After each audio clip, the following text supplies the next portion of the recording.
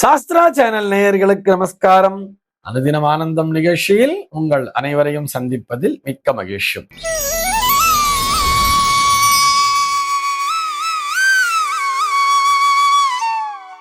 இன்று 6/11/2025 இந்த நாள் குறித்து பஞ்சாங்கம் என்ன சொல்றதுன்னு பார்க்கலாம் வாங்கோ. இன்றைய தினம் விஸ்வாவசு வருடம் ஐப்பசி மாதம் 20ஆம் தேதி வியாழக்கிழமை. திதி பார்த்தோம்னா தேய்பிரை பிரதமை திதி மதியம் 2:55 வரைக்கும் இருக்கு. அதனைத் தொடர்ந்து தேய்பிரை திதியை திதியானது வந்து விடுகிறது. இன்னைக்கு நட்சத்திரம் பார்த்தோம்னா பரணி நட்சத்திரம் காலை 6:32 வரைக்கும் தான் இருக்கு. அதனைத் தொடர்ந்து கிருத்திகை நட்சத்திரமானது நாளைய தினம் அதிகாலை 3:25 வரைக்கும் இருக்கு. அதனைத் தொடர்ந்து ரோகிணி நட்சத்திரம் என்பதும் வந்து விடுகிறது.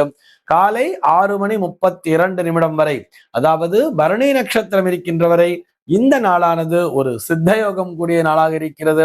அதனைத் தொடர்ந்து மரண யோகம் என்பதும் வந்து விடுகிறது. இது போக பஞ்சாங்கத்திலே வரக்கூடிய யோகம் அப்படின்னு சொல்லி பார்த்தோம்னா இன்னைக்கு வியதிபாதம் அப்படிங்கிற ஒரு யோகம் காலையில 7 மணி வரைக்கும் தான் இருக்கு. அதனைத் தொடர்ந்து வரியான் அப்படிங்கிற ஒரு யோகமானது வந்து விடுகிறது.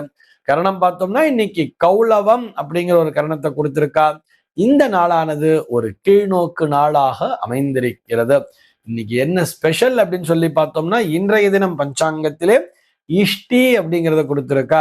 இது என்ன இஷ்டி அப்படின்னு பார்த்தோம்னா ஒவ்வொரு பிரதமை திதி நாளன்றுமே நம்ம அந்த இஷ்டிங்கிற வார்த்தையை பார்த்துட்டு வரும். யாகாதி கிரியைகளை செய்பவர்களுக்கு ஒரு உகந்த நாளாக இந்த நாளானது அமைந்திருக்கிறது என்பதைத்தான் அந்த இஷ்டி என்கின்ற வார்த்தையானது சுட்டி காட்டுகிறது. இது போக இன்றைய தினம் பஞ்சாங்கத்திலே கிருத்திகை விரதம் அப்படிங்கிறத கொடுத்திருக்கா. இந்த நாளானது ஒரு கரிநாளாகவும் அமைந்திருக்கிறது. அதாவது இந்த கரிநாள் அப்படின்னு சொன்னா சூரியனுடைய தீட்சண்யம் அதிகமாக இருக்கக்கூடிய நாள். இந்த நாளிலே சுப நிகழ்ச்சிகளை தவிர்ப்பது என்பது நம்முடைய தமிழர்களுடைய பண்பாடாகவே இருக்கிறது.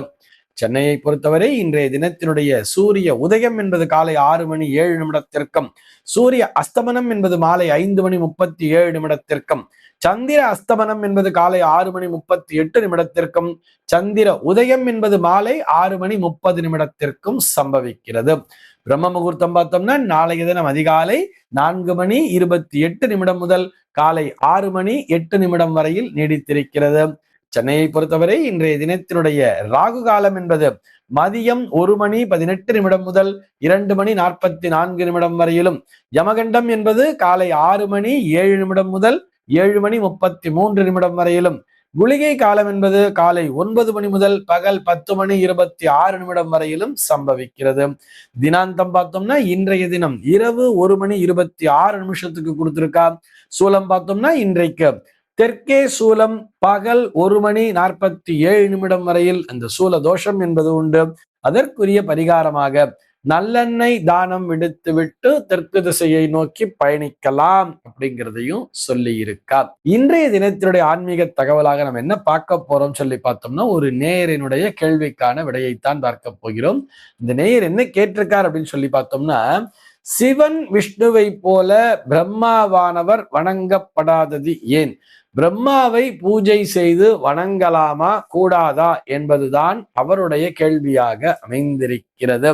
நம்ம பிரம்மாவுக்கு பூஜை பண்ணலைன்னு யார் சொன்னது? முதல்ல நம்ம இல்லங்களிலே எந்த விசேஷங்கள் நடந்தாலும் சரி, எந்த விதமான பூஜைகளை செய்தாலும் சரி, ஹோமங்களை செய்தாலும் சரி, யாகங்களை செய்தாலும் சரி, திருமணம் முதலான நிகழ்வுகளை செய்தாலும் சரி, எல்லா இடத்திலுமே பிரம்மா பூஜை என்பது உண்டு.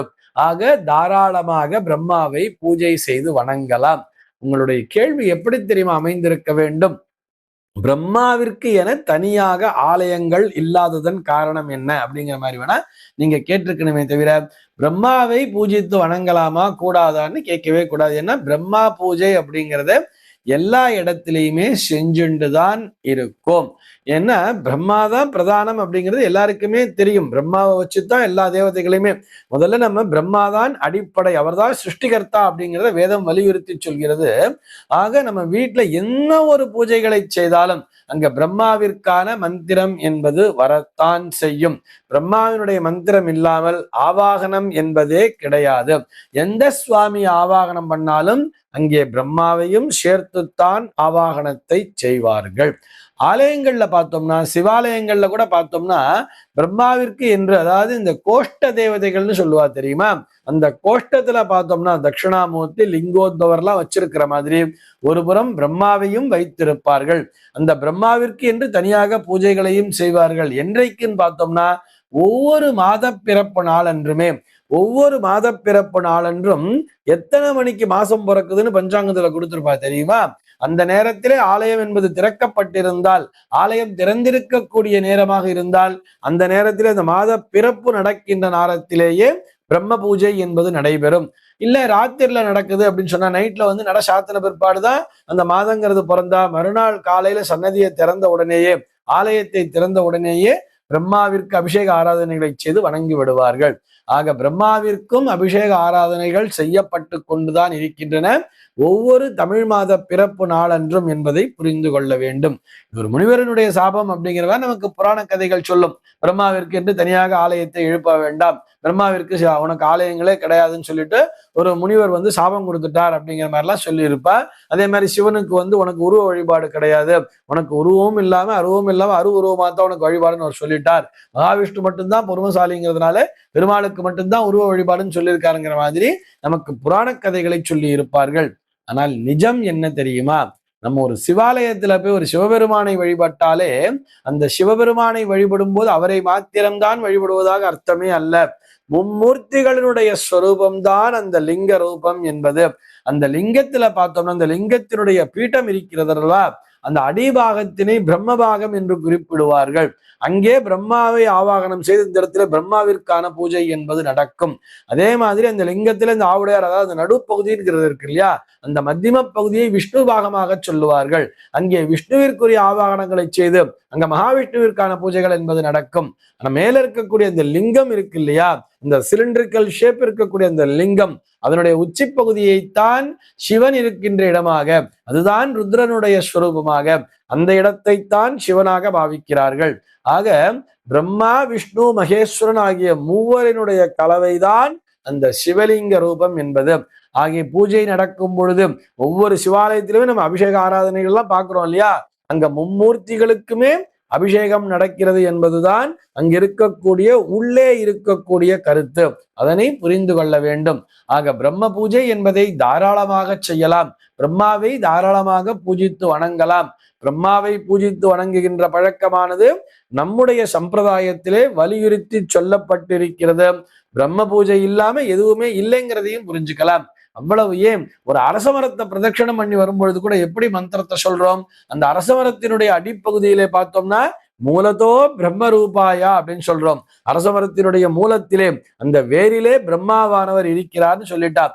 நடுவுல பார்த்தோம்னா மத்தியத்தோ விஷ்ணு ரூபினே அப்படின்னு சொல்றார். அந்த அரசமரத்தினுடைய மத்தியிலே மகாவிஷ்ணுவானவர் வாசம் செய்கிறார். அக்ரதக சிவரூபாயா, உச்சியில பார்த்தோம்னா பரமேஸ்வரனானவர் இருக்கிறார் அப்படின்னு சொல்லிட்டு தான் விருட்சராஜாயத்தே நமஹா அப்படின்னு சொல்லி அந்த அரச மரத்தை சுற்றி வந்து வணங்குகிறார்கள் அல்லவா. ஆக எல்லா ஒரு விஷயத்திலேயுமே வேறாக நின்று அடிபாகமாக நின்று வேறாக நின்று தாங்கி பிடிப்பது எதுன்னு சொல்லி பார்த்தோம்னா பிரம்மாதான். ஆக எல்லா பூஜைகளிலுமே பிரம்மா ஆவாகனம் என்பது உண்டு. அவ்வளவு ஏன், வீட்டுல கல்யாணம்னா ஒரு பாலிகை தெளிக்கிறோம் இல்லையா, இந்த நவதானியத்தெல்லாம் ஊற வச்சு ஒரு பாலிகை கிண்ணத்துல வைக்கிறா இல்லையா, அதுல கூட பார்த்தோம்னா நடுவிலே இருக்கக்கூடிய பாலிகைக்கு பிரம்ம பாலிகை என்றுதான் பெயர். அந்த பிரம்ம பாலிகையிலே தான் இந்த தானியங்களை எடுத்து வைப்பார்கள். சுத்தி எல்லா பாலிகையிலையும் வச்சா கூட அந்த பிரம்மாதான் வேறாக இருந்து செயல்படுகிறார். அதிலிருந்துதான் முளை என்பது வரும், அதிலிருந்துதான் படைப்பு தொழில் என்பதே ஆரம்பிக்கிறது அப்படிங்கிறதுக்காகத்தான் வலியுறுத்தி சொல்லி இருப்பார்கள். அவசியம் பிரம்ம பூஜையை செய்ய வேண்டும் என்று சொல்லி அதற்கு இத்தனை முக்கியத்துவத்தை கொடுத்து, பிரம்ம பூஜைக்குத்தான் அத்தனை முக்கியத்துவத்தை கொடுத்து வலியுறுத்தியே சொல்லி இருக்கிறார்கள். இந்த தகவலோடு இன்றைய தினம் உங்களிடமிருந்து நான் விடைபெற்றுக் கொள்கிறேன். மீண்டும் உங்கள் அனைவரையும் நாளைய தினம் ஒரு புதிய தகவலோடு சந்திக்கிறேன். அன்பர்கள் அனைவருக்கும் அனுதினமும் ஆனந்தமாய் அமைய பிரார்த்திக்கிறேன்.